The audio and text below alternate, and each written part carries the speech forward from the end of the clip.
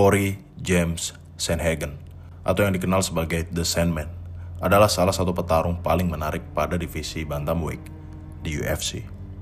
Tekniknya yang cepat, gayanya yang dinamis, dan juga pemikiran mental yang mendalam membuatnya lebih dari sekedar atlet yang bertarung di dalam oktagon. Hari ini kita akan menelusuri dari masa kecil, pertarungan amatir, hingga ke panggung profesional.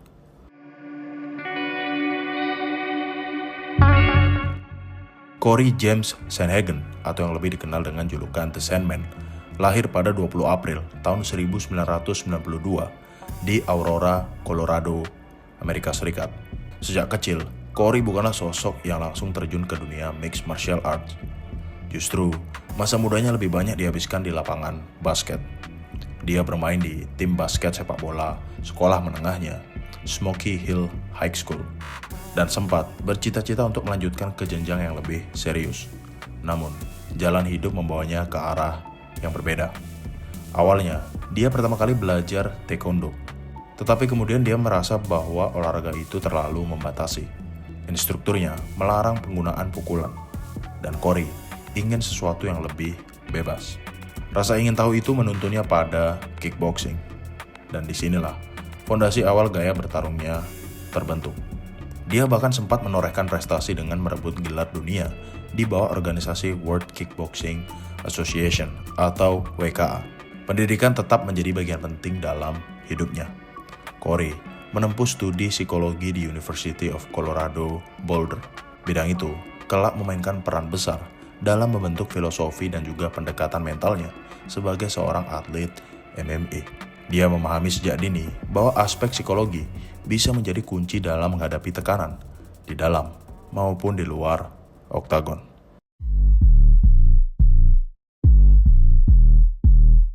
Perjalanan Corey di MMA tidak langsung dimulai di panggung yang besar. Dia menempuh jalur yang banyak dilewati oleh petarung-petarung lainnya, kompetisi amatir. Dari tahun 2012 hingga 2015, dia bertarung di berbagai event lokal di Colorado maupun sekitarnya. Corey sempat menelan kekalahan dari Brandon Heredia lewat keputusan split decision. Kekalahan itu pahit, tetapi juga menjadi pengalaman krusial. Dari situlah dia belajar bahwa dalam MMA bukan hanya teknik dan kondisi fisik yang menentukan hasil, tetapi juga strategi dan detail kecil yang bisa mengubah jalannya pertarungan. Justru dari kekalahan inilah mental Corey ditempa. Rekor amatirnya tercatat 4 kali menang dan 1 kali kekalahan. Secara keseluruhan, masa amatir Corey bisa dianggap sebagai laboratorium eksperimen. Dia mencoba berbagai pendekatan, dari striking yang menjadi ciri khasnya hingga penguasaan grappling dasar. Semua itu membentuknya menjadi petarung yang lebih matang ketika akhirnya melangkah ke dunia profesional.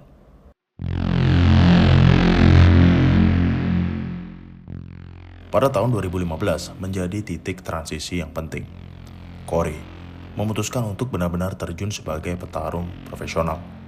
Debutnya berlangsung pada 30 Mei tahun 2015 di Prize Fighting Championship yang ke-9 melawan Bruce Sussman.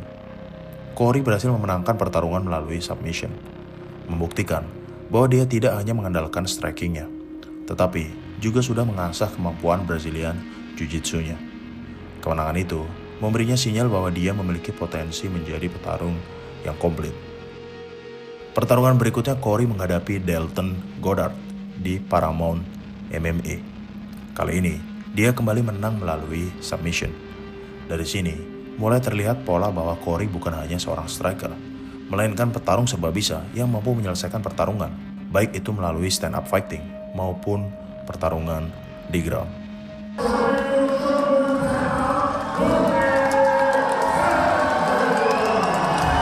Selanjutnya, dia melawan Andrew Tennyson pada Januari tahun 2016 di ajang RFA 34. Pertarungan berlangsung 3 ronde penuh, dan Corey keluar sebagai pemenang melalui unanimous decision. Pertarungan ini menunjukkan daya tahan dan juga kontrolnya. Dia mampu menjaga jarak, memainkan striking, sekaligus bertahan dari percobaan serangan lawannya. For you. Excuse me. Corey Sandhagen on that leg kick, urge of a next level jump. And going And big punches coming down for San. Dia terus melanjutkan kemenangannya dengan mengalahkan Josh Hubner dan juga Clay Wimmer. Keduanya melalui unanimous decision. Pada titik ini, rekor profesionalnya terlihat solid. 5 kemenangan tanpa kekalahan. Kemenangan demi kemenangan itu membuat namanya mulai terdengar di kancah regional Amerika. Namun, ujian sesungguhnya datang pada 24 Februari tahun 2017 saat dia bertemu dengan Jamal Emmers di ajang LFA yang kelima. Emmers adalah lawan yang lebih berpengalaman dan juga tangguh. Pertarungan berjalan penuh dan Corey harus kalah melalui unanimous decision pada pertarungan ini. Kekalahan ini terasa seperti tamparan yang keras. Bagi banyak petarung, kekalahan pertama di karir profesional bisa sangat memukul mental. Tapi, Corey justru menjadikannya bahan pembelajaran. Dia menganalisis kelemahan dirinya dan bagaimana cara mengatur jarak, bagaimana cara mengantisipasi tekanan lawan, dan bagaimana menjaga konsistensi serangan. He's looking for a rhythm, but the rhythm is offbeat. Into his game.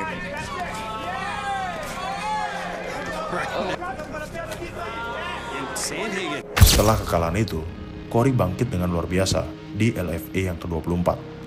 Dia menghadapi Toninho Gavinho dan menang melalui TKO pada ronde pertama. Kemenangan ini menegaskan kualitas strikingnya yang cepat, variatif, dan penuh presisi. Lalu di LFA 31, dia kembali membuktikan ketajamannya dengan mengalahkan Jose Aguayo melalui knockout pada ronde pertama. Kemenangan impresif ini membuat UFC tak bisa lagi mengabaikannya.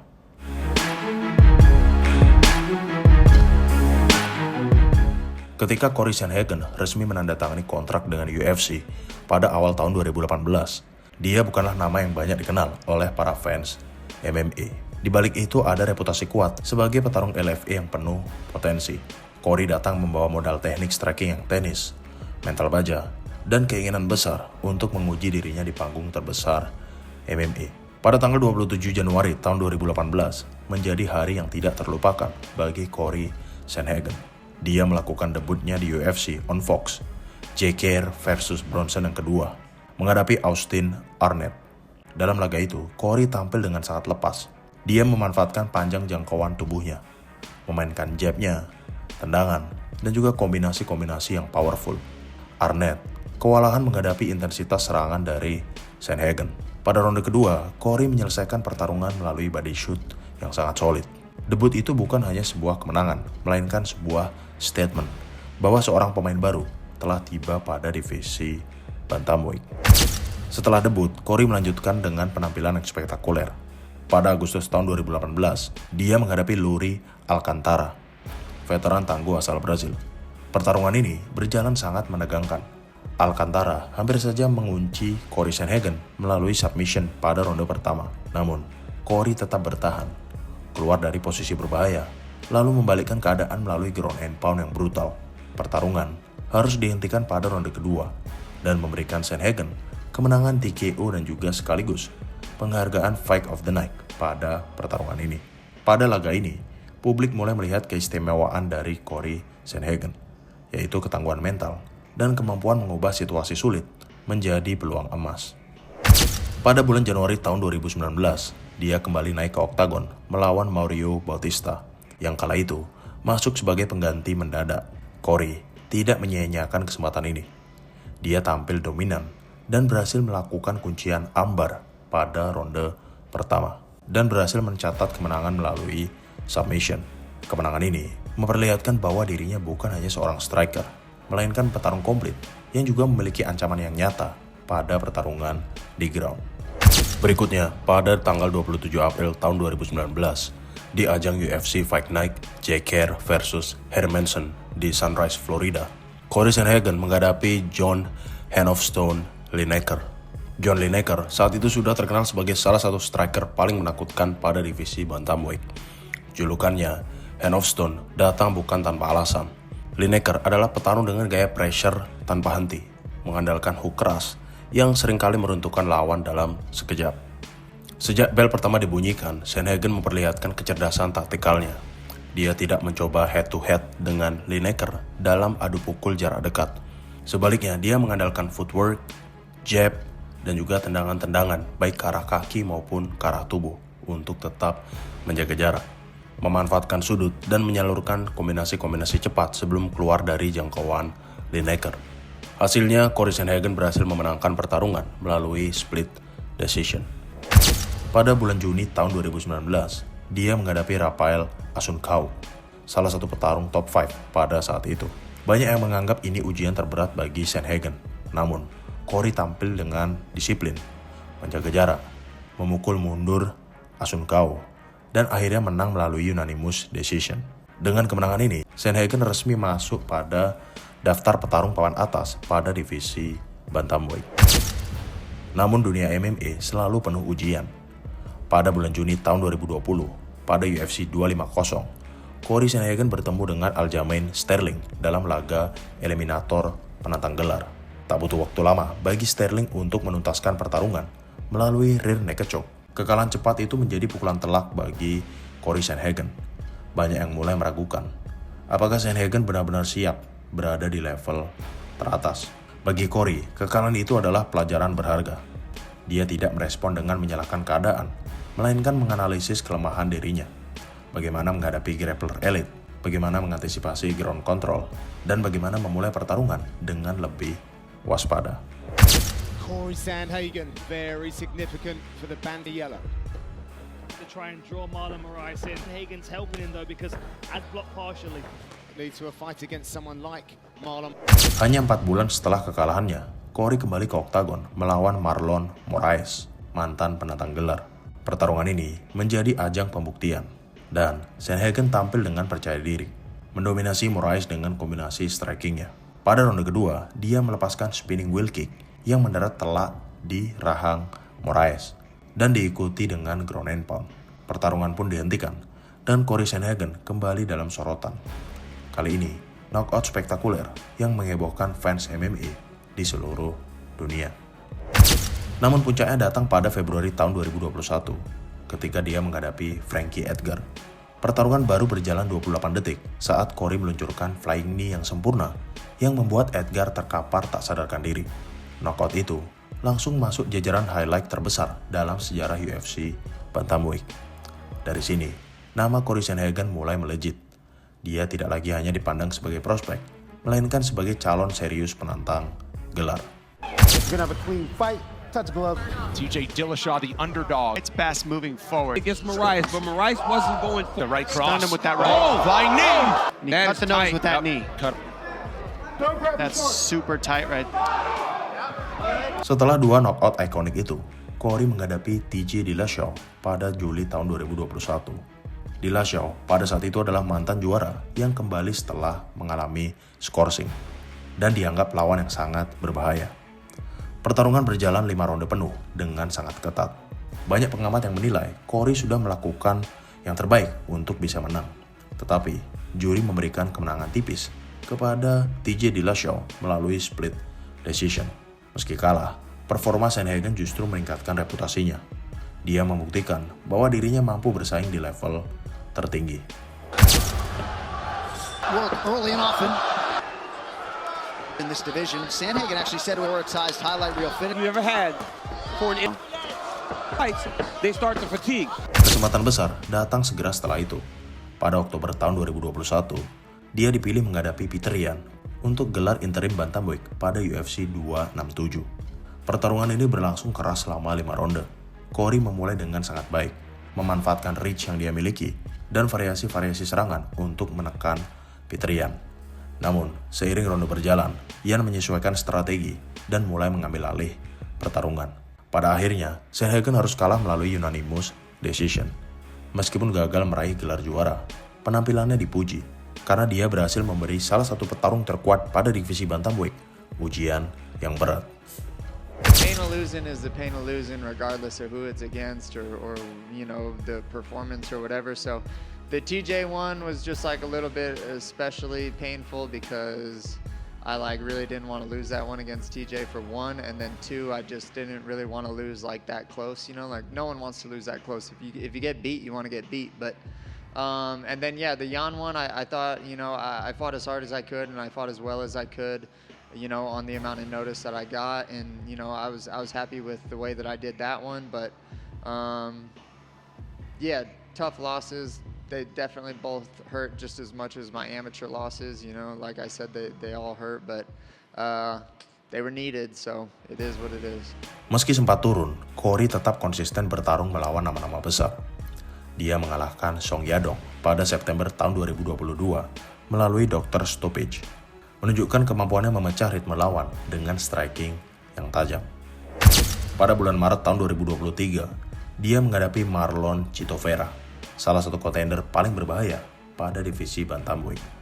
Corey tampil dengan disiplin, mendominasi lewat footworknya yang cantik, kombinasi pukulannya, kontrol jarak, hingga berhasil menang melalui split decision pada pertarungan ini.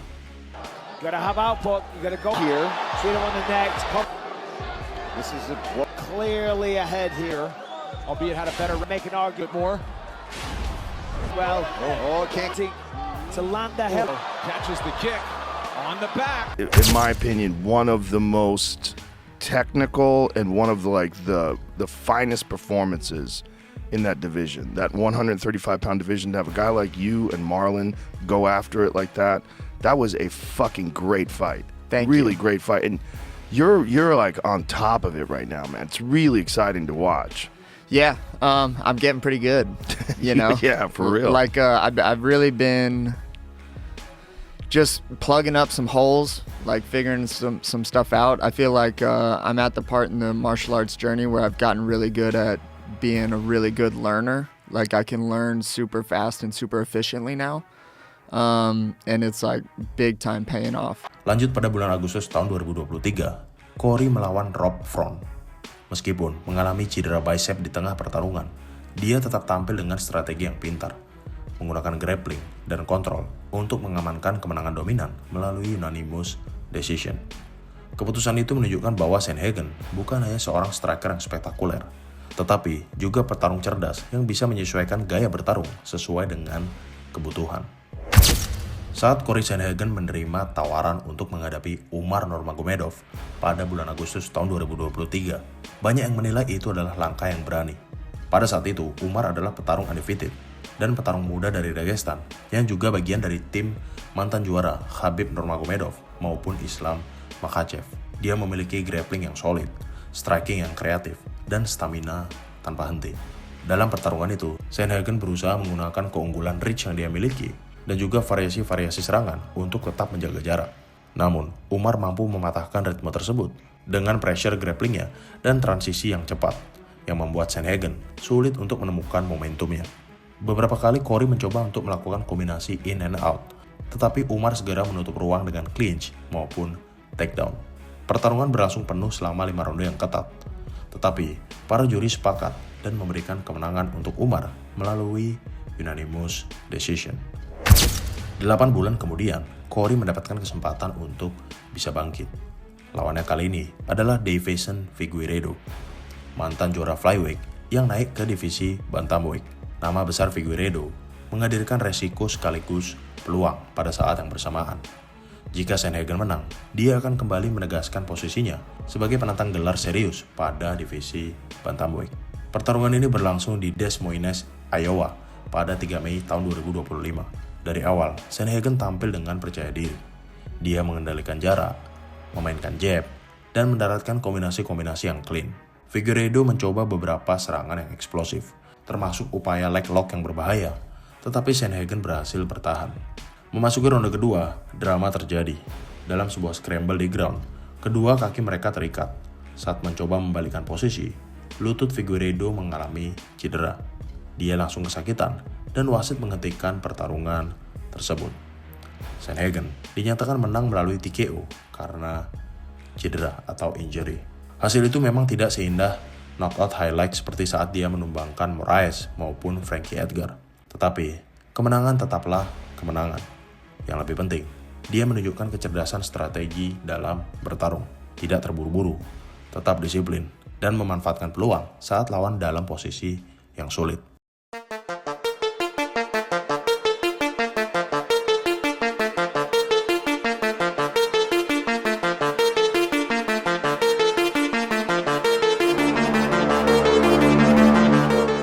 Dalam dunia MMA, ada banyak tipe petarung. Ada yang mengandalkan kekuatan fisik, ada yang mengandalkan teknik gulat, dan ada pula yang terkenal karena memiliki kecepatan. Namun, Cory Sandhagen berada di kategori yang berbeda. Dia adalah seorang seniman di dalam oktagon. Seorang striker dengan kreativitas luar biasa yang memadukan disiplin, refleksi diri, dan filosofi hidup yang unik. Cory Sandhagen memiliki postur yang tidak biasa untuk ukuran fighter pada divisi bantamweight, tinggi 180 cm dengan jangkauan yang panjang. Keunggulan fisik itu dimanfaatkannya melalui pergerakan kaki yang ringan, jab yang tajam, serta tendangan-tendangan ke arah tubuh maupun kaki untuk tetap mengontrol jarak. Namun ini bukan hanya soal panjang tubuh atau reach yang membuat gaya bertarungnya menjadi istimewa. Yang membuat gaya bertarungnya istimewa adalah kreativitas yang dia miliki. Sandhagen seringkali menggunakan serangan-serangan yang tidak terduga, spinning kick, flying knee, maupun elbow dari sudut yang sempit. Lawannya dipaksa untuk selalu waspada, karena Cory bisa mengubah pola serangan kapan saja. Selain striking, dia juga berkembang pesat pada grapplingnya. Walaupun dikenal sebagai seorang striker, Sandhagen telah menunjukkan kemampuan submission seperti ketika dia mengalahkan Mauricio Batista melalui armbar. Namun, daya tarik utamanya tetap pada striking. Cara dia meracik kombinasi, memainkan timing, dan menciptakan momen knockout yang spektakuler. Salah satu kisah paling menarik dari Cory Sandhagen adalah kebiasaannya menulis jurnal sebelum bertarung. Dia percaya pada kekuatan visualisasi, gagasan bahwa apa yang dituliskan dan dibayangkan dengan sangat jelas dapat diwujudkan dalam kenyataan. Kisah ini menjadi nyata sebelum pertarungannya melawan Frankie Edgar pada bulan Februari tahun 2021. Dalam jurnal pribadinya, Cory menulis bahwa dia akan mengalahkan Edgar melalui flying knee. Itu bukan sekedar motivasi. Dia membayangkan detailnya, menuliskan perasaannya, dan mengulangi visualisasi tersebut di dalam benaknya. Ketika hari pertandingan tiba, tepat 28 detik setelah bel berbunyi, Cory meluncurkan flying knee yang sempurna yang langsung membuat Edgar terkapar. Dunia terkejut. Dan highlight itu menjadi salah satu knockout terbaik dalam sejarah UFC bantamweight. Bagi Cory Sandhagen, itu bukan kebetulan. Dalam wawancaranya, dia mengatakan bahwa menulis jurnal adalah cara untuk mengarahkan pikiran bawah sadarnya. Kalau saya sudah menulisnya, saya merasa seperti sudah pernah melakukannya, ucapnya. Dengan kata lain, dia berusaha mengurangi jarak antara imajinasi dan juga realitas. Ketika kita menyatukan semuanya, postur, kreativitas striking, disiplin grappling, dan kekuatan mental, lahirlah gaya bertarung khas Cory Sandhagen. Dia bukan hanya ingin menang, tetapi ingin menang dengan cara yang indah, terkontrol, dan bermakna. Knockout atas Edgar hanyalah salah satu bukti yang paling nyata bahwa visi dalam pikirannya bisa diwujudkan dengan presisi di dalam oktagon.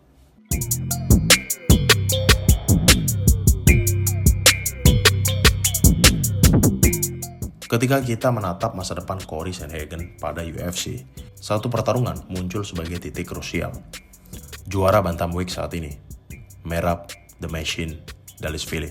Jadwal pertarungan ini sudah dikonfirmasi sebagai co-main event pada UFC 320 pada 4 Oktober tahun 2025, di mana Sandhagen akan menantang Merab untuk sabuk juara divisi bantamweight. Pertarungan ini bukan sekedar pertarungan gelar biasa. Merab akan menjadi ujian terbesar dalam karir Cory Sandhagen. Ujian yang menggabungkan aspek fisik, teknik, mental, maupun strategi. Merab memang bukan petarung yang memiliki gerakan-gerakan yang flashy, seperti highlight knockout yang cepat. Tetapi, dia sangat efektif. Dia mengontrol pertarungan, memiliki kardio yang luar biasa, memanfaatkan tekanan, yang menjadikan tiap ronde melelahkan bagi lawan-lawannya. Dia juga punya pengalaman bertarung 5 ronde penuh, menghadapi petarung-petarung top level, dan terbiasa dengan pressure tersebut. Dan bahkan, dia terlihat sangat menikmatinya. Di sisi lain, Sandhagen sudah menunjukkan bahwa dia punya mentalitas kompetitif dan kapasitas untuk belajar dari kekalahannya. Dia menyebut bahwa pertarungannya yang mendatang akan sedikit unik. Dia tidak ingin mengubah gaya bertarungnya secara drastis hanya untuk Merab, tetapi dia ingin menjadi fighter yang lebih komplit.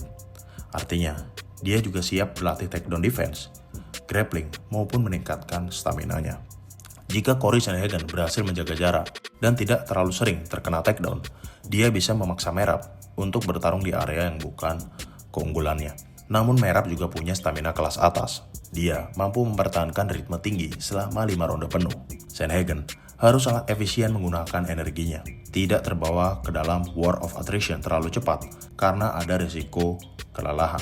Pertarungan melawan Merab Dvalishvili adalah momen besar dalam karir Cory Sandhagen. Sebuah persimpangan yang dapat menentukan apakah dia akan mencapai puncak atau harus kembali mengasah dirinya dari bawah. Realistisnya, Merab adalah lawan yang sangat berat dengan keunggulan pengalaman, stamina, dan kontrol pertarungan. Tetapi, Sandhagen juga punya senjata yang bisa memecah dominasi itu. Footwork, kreativitas striking, mentalitas juara, dan keinginan tinggi untuk menjadi fighter yang lebih komplit. Jika Sandhagen bisa mengeksekusi strateginya dengan disiplin, mengendalikan jarak, menggunakan energinya dengan lebih efisien, menyerang di momen-momen yang tepat, ada peluang untuk Cory Sandhagen untuk meraih kemenangan yang kemungkinan melalui keputusan juri, atau bahkan mungkin bisa mendapatkan knockout jika Merab melakukan kesalahan. Tetapi segala sesuatu yang dia lakukan harus sempurna. Sedikit salah langkah, Merab bisa mengambil semuanya. Terima kasih untuk kalian semua yang sudah menonton video ini. Jika kalian ingin membantu channel ini untuk lebih berkembang lagi, kalian bisa klik tombol subscribe-nya. Atau kalian juga bisa join di membership, di mana nantinya kalian akan mendapatkan video-video yang lebih eksklusif. Stay sharp, stay fierce, and always trust your fight instinct.